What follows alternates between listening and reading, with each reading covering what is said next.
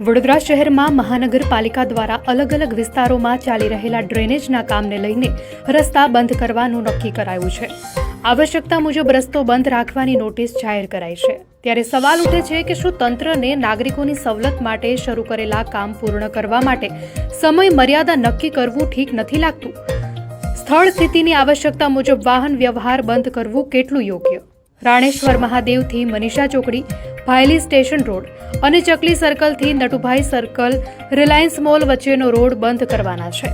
એક તરફ શહેરના વધતા ટ્રાફિકની સમસ્યા અને બીજી તરફ અચોક્કસ સમય માટે રસ્તા બંધ કરાશે તો નાગરિકોને વાહન વ્યવહાર માટે અડચણ વધશે। પીક અવર્સમાં તો ખૂબ તકલીફ પડશે।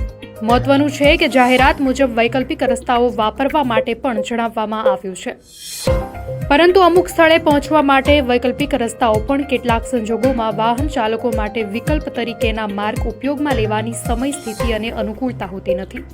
ત્યારે તંત્રએ જરૂરી કામો માટે સમય મર્યાદા નક્કી કરીને કામગીરી પૂર્ણ થાય તે રીતે આયોજન કરવું આવકારદાયક બનશે।